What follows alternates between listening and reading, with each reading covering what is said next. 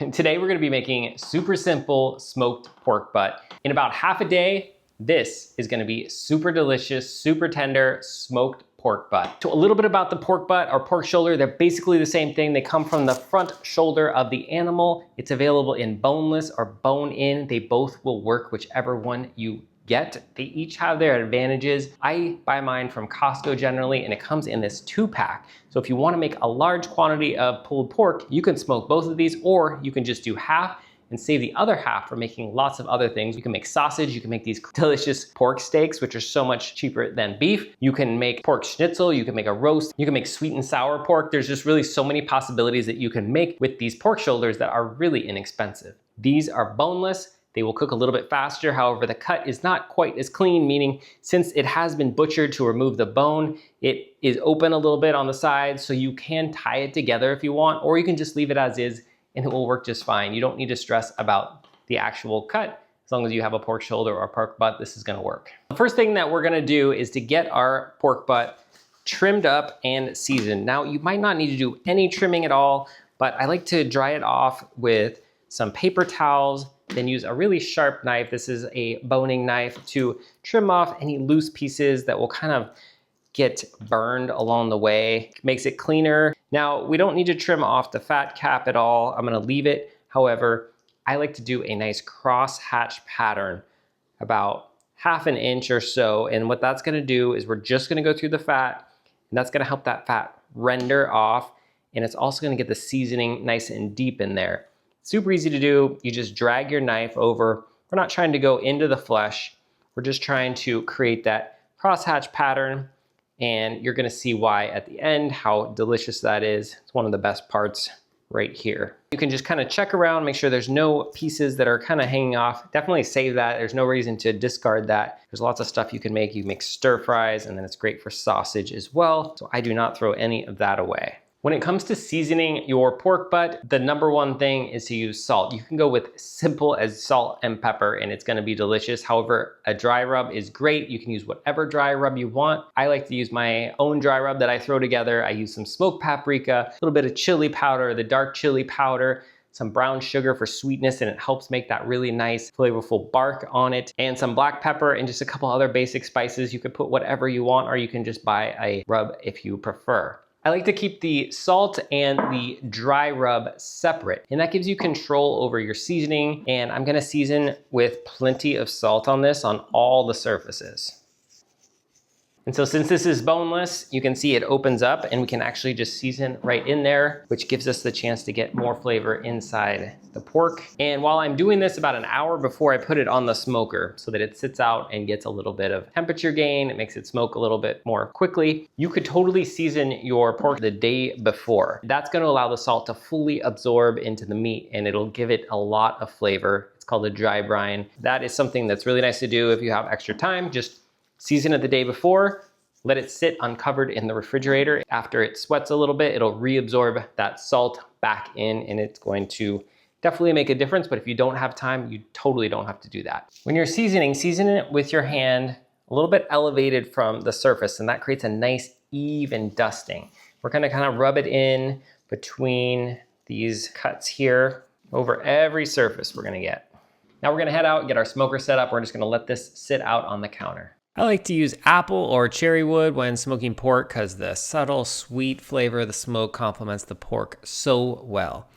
We're gonna preheat our smoker to 250 degrees using indirect heat setup. I like to use one of these aluminum drip pans to catch any drippings.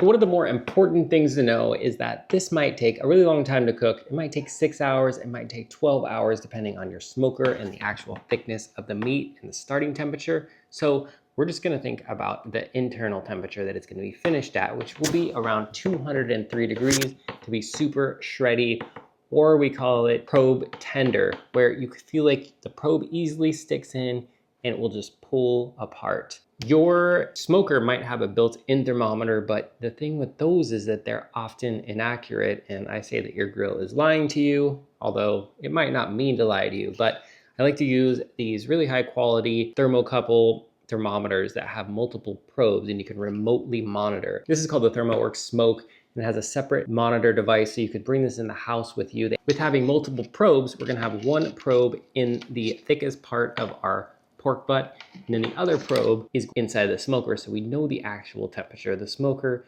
Even though we set it to 250, there's a good chance that it's going to be off.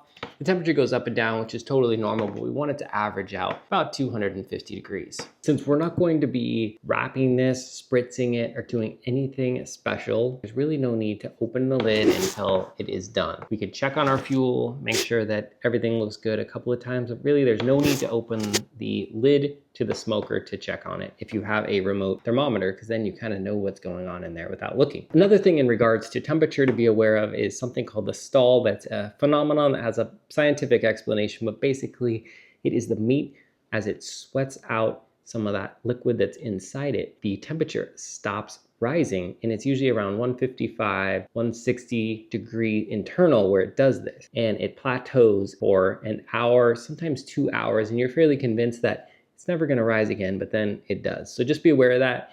You just hold in there. There's nothing you need to do. Just let it go. Especially as I love the convenience of using one of these pellet smokers. There's no doubt that you get much more flavor when you're cooking in a charcoal smoker. And that's primarily because as a pellet smoker, you're burning the same fuel to create heat as you are trying to make smoke with. So it just doesn't make as much smoke. The quality of the smoke isn't quite as good as with charcoal. But to combat that, a lot of smokers will have a built-in setting that's called super smoke, similar to that, where you can cook initially at a very low temperature where it's just producing smoke. Do that for an hour or two, or you can use something called a pellet tube. There are a couple variations of this. You put pellets inside the tube, or a combination with actual wood chips, light that and let that burn inside your smoker to create extra smoke flavor. Once it's preheated and you have some quality smoke going, it's time to add our pork butt to the smoker, and there's really no reason to open the lid until it reaches the target temperature. After a really long time in the smoker, about 13 hours, wrapped up and then rested in a cooler for 3 hours. 1 hour is good, but I happened to rest this for 3 hours because of the time that it finished. The smell is incredible of that smoky, sweet pork. And you can just see that amazing bark right there.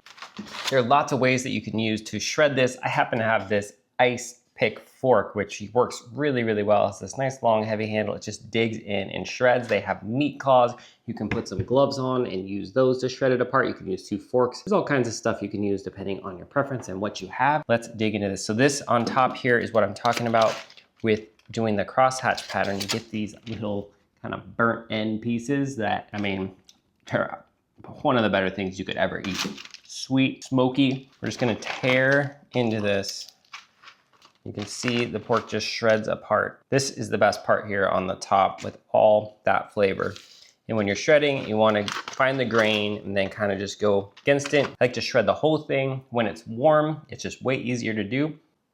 And there you have it. Super simple smoked pork butt. Takes a long time, but it is so worth it.